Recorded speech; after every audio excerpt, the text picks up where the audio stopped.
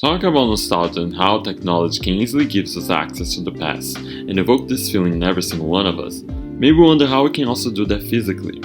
Well, make no mistake, Gen Z got that covered. This cultural shift and the rise of Y2K fashion has driven tons of Gen Zs to thrift stores across the globe. Since Gen Zs are prone to be more concerned with completely harmful environmental impacts of fast fashion, which is defined as cheap, trendy clothing unethically manufactured and to be worn in a very short period of time, they turn to thrifting. More sustainable, fashionable, and let's not forget, cheap way of getting to a trend from the past while dealing with the present. So, let's go thrifting.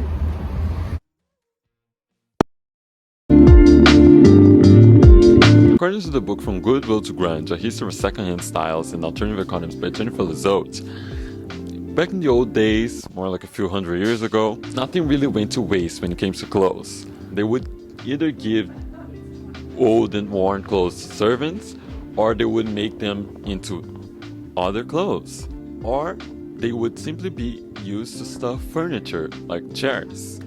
That's simply because before industrialized textile production was a thing back then, making clothes would take way too much work and would cost way too much money, so you didn't really want to waste it.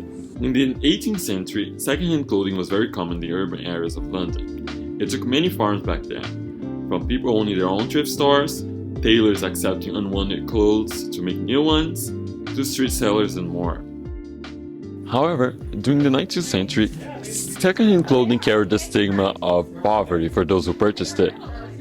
In addition, there was also a history of anti-Semitism. Jewish immigrants were the ones who started the secondhand trade in the US, in the then called pushcarts market in New York. And as society was biased against them at the time, the act of selling secondhand clothing would suffer the same reaction. In 1884, the Saturday Evening Post ran a satirical story about a girl who bought a dress from a Jewish-owned secondhand shop and got smallpox. Okay, now how did your life change? Did you get the guy? Did you get the job? Is your house any bigger? Did money just magically, get put in your pocket? What positive happened in your life after you just tore that woman down? Wow. Other than you've just put out all this negativity in the world, and this woman whose power you want to take away, you've actually just empowered her by speaking of her for the hour that you were, but you gain nothing. You look like a hater. But during the 20th century, Jennifer explains that Christian-run organizations such as Goodwill and the Salvation Army helped to stigmatize secondhand shopping. Consequently, more and more organized and sanitized secondhand shops would become the standards that we see today in society. By the 1920s, they would be called thrift shops. But then you ask, what does thrifting has anything to do with nostalgia or coping? While some people might find thrifting as a means of buying cheaper and saving money, others may find it as a means of possessing a piece of the past. Psychology professor Dr. Christine Batcho from Lemoyne College, an expert in studies of nostalgia, says this in a New York Times article. Along with the desire for possessing a piece of the past, nostalgia is a comforting emotional state that can, at least temporarily, mask the normal anxiety that would inhibit impulsive or excessive spending. Since 2021, Family Villas has reported that 80% of their customers were Gen Zs, both in Canada and US. 18-year-old Gen Z Ariana Nicole, who lives in the US, is one of them. She has been creating content on social media by sharing nostalgic thrift finds to other Gen Zs like her.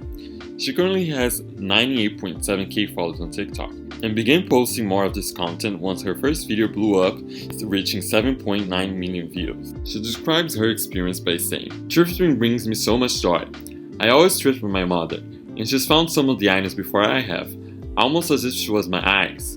I can't even describe some of the feelings that thrifting brings me, as it is my stress reliever. I can't even believe the items I found. Some of them I didn't even know existed, like the Victoria's karaoke machine. The Cheetah Girl Chanel doll caught me by surprise. I remember the day I thrifted that. My mom was the one who found it. It may sound silly, but my heart skipped a beat. I was so excited and my jaw dropped. I do believe that this is a form of escapism, but I know that people feel the same way. People tell me all the time in the comments of my videos. These comments and supporters make me feel so much better knowing that I have people out there just like me. I know that I'm not being childish, silly, or living in the past." Life was a lot easier for Gen Zs back in 2000s/2010s, since we were just little kids. But I feel like people want to go back to that feeling. The comments of my videos mention that this content reminds me of their childhood, or relatives that are no longer around, or that they wish they had these items growing up. This content brings them joy, which makes me incredibly happy. Now, thrifting clothes and items from the past decades might be a hobby some use as a coping mechanism and a stress reliever, but what about when it's an actual lifestyle? 23-year-old Gen Z Topanga, who lives in the US, has a complete Y2K lifestyle and shares all about it on multiple social media platforms to her followers. Why did you start making content based off the Y2K aesthetic, nostalgia? What made you be drawn to it? Me personally, I'm really big on nostalgia, and the Y2K era I feel like was one of the best eras I ever experienced. Like I didn't experience that much because I'm 23, but I feel like now with the trends, everybody like looks the same. And back then, like natural beauty was just beautiful. Like you didn't have to do too much to be beautiful or to stand out.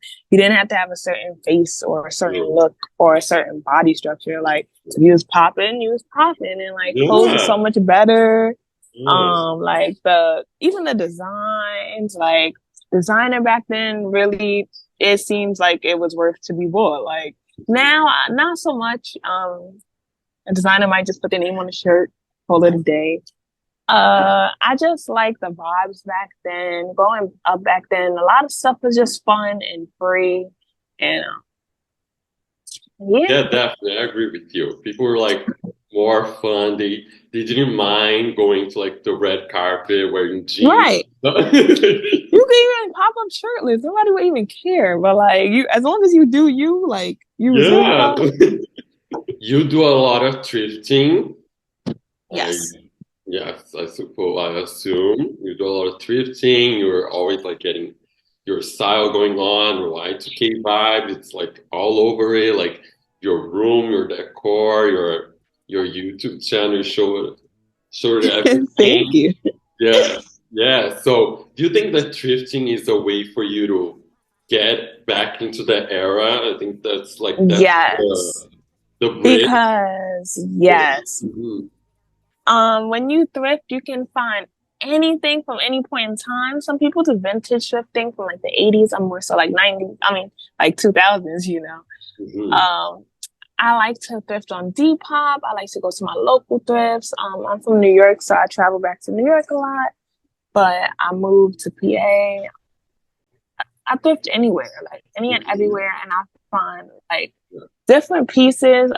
If I'm thinking about what I liked when I was younger, maybe Hannah Montana, I love Disney, Nickelodeon, Bratz, I might find some dolls, and it'll be really cheap. And it's crazy because growing up, that stuff was not cheap. Like, but I like the fact that I could buy it now and kind of like relive that moment. And it's fun. I feel like it's fun decor. Like I'm saying, like all the trends right now are pretty much too plain to me. Like I understand the different aesthetics. I understand like the brown aesthetic, the black and white aesthetic. Yeah, it's a soft girl aesthetic. That's cool and all for like other people, but for me, I need to see some color, some personality. I need to see a few magazines, like just something fun. Hello Kitty dolls, something animals, like just something that describes you.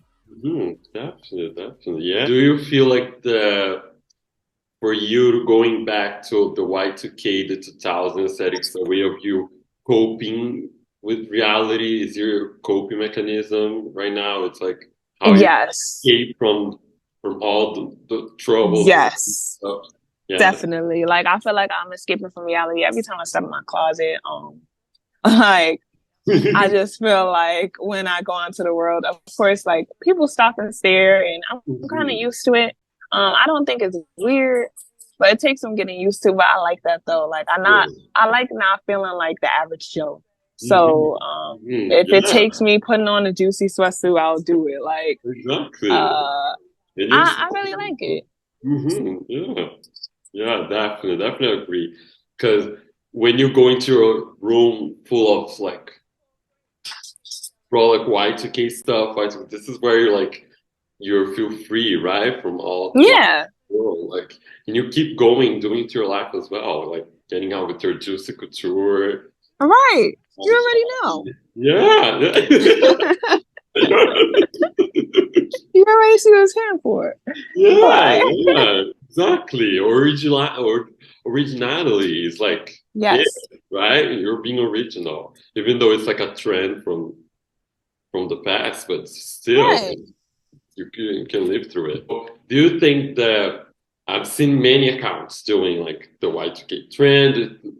That was that was during the pandemic. Do you think the pandemic was the shift point, or you have seen it the trend come back before that? When do you think was I the honestly feel time? like it was the pandemic because for me too, it was the pandemic. Like before the pandemic, I dressed very streetwear, very hype beast. I don't regret my style because like style makes you who you are and it changes you. But after the pandemic, I feel like you spend so much time with yourself because you're in quarantine, you're not going to school, you're not going to work as like physically as you used to. So you really take time to learn yourself. That's what I like from the pandemic. And I feel like in that time, I started like remembering like, oh, I really used to think this was always cute. I always thought Megan Good was fire. I always like I just spent a bunch of time on Pinterest and I always have. But once I started to understand that like the stuff I like back then, it's still kind of cool to me now. Why not just revert back to that? But even better because I'm older now and I can put on certain things I couldn't put on before. Like, so I'm like, okay, why not? So I started dressing Y2K, but then I started embracing it later on in the year. Because at first I was never too scared to wear my stuff, but I didn't really know which direction I wanted to take it because like my style before then was really like, I would say like tomboyish guy. Like I like getting guy jeans and shorts. I shop in the men's section. I just like how their clothes look better. But when I started tapping into me and just like trying like my feminine side, like I was never the type to like wear dresses and heels. But you know, when I started tapping into it and I see like video vixens back then and I'm like, oh, this dress is amazing. Like I want to see if I can find that. Or these heels. And I just really started to love it. And I feel like that happened during the pandemic because I had a lot of time on my hands. Oh, I love that. I love that for you. Like you Thank you. embrace yourself, you embrace another side. Yes. Like it popped off. Like yes. I love that for you. 22-year-old Gen Z Canadian Sarah, who lives in Ontario and has her own small business, a thrift shop called Shop Sarah 2000, is proud of her Y2K lifestyle as well. With 94.1k followers just on Instagram alone and over 300k followers on TikTok, she shared her experience by saying, "My obsession with the 2000s really began around 2019. I've always been a fashion girl and I was always super into the 80s, 90s for my home decor. I left high school a year before that and I didn't feel the pressure to be like everyone else. When I was a child, I've always wanted to look like the girls at the mall, with short skirts and crop tops. That was my dream. I started my Depop in November 2019, but never got fully into it until like mid-COVID. I would say like 2021 is when I did full time until now. I love thrifting mainly because I grew up each weekend going to Value Village and other stores. I would play in the toy section and my grandfather would find a small staircase and he would sit there and read books for hours. I was raised by a single mom and funds were always tight, but thrifting helped me find cool and unique clothing that always set me apart from the others. It's a nostalgic feeling for me and it reminds me of my innocent childhood. I've always been a nostalgic girl. I love crying and thinking about my past. In a small way, I'm healing my inner child that may not have had the opportunity to be sassy, fun, fashionable teenage individual in the early 2000s. As for this generation, I truly believe that we are more environmentally conscious and that our actions matter. We are aware that there is so much clothing that will be thrown away, in addition to the fact that landfills are overflowing. Fast fashion has been growing and growing, and with social media we are turning over trends too fast. All these new changes are causing Gen Z to want to find better ways to save the environment. I also think that Gen Z are creative and excited to find different styles, and thrifting is the best way to do that and not break the bank. Thrifting is also such a rush and a thrill. It can almost be therapeutic and an adrenaline boost, especially when you find items that are rare or you've been looking for a while. Overall, thrifting is a good way to give clothing a second home, create your own small business, bond and connect with people, help the environment, and play around with new styles or have access to different and cute clothing for an affordable price. There are multiple factors that play into the popularity of thrifting among Gen Zs during the recent years, and nostalgia is definitely one of them. Consequently, become one of the most popular ways Gen Z can use nostalgia as a coping mechanism. With thrifting being predicted to surpass the fast fashion market by 2028, demonstrate that this trend is becoming more and more of a lifestyle that will last for a long time. But what about revivals, reboots, and remakes? Are they going to be around for the next few years or decades? And what's the bad side of using nostalgia as a coping mechanism? That's what we will see in the next episode of the Nostalgia Project.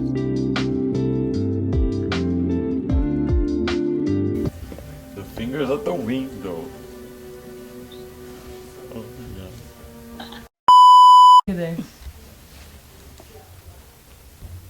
Perfect.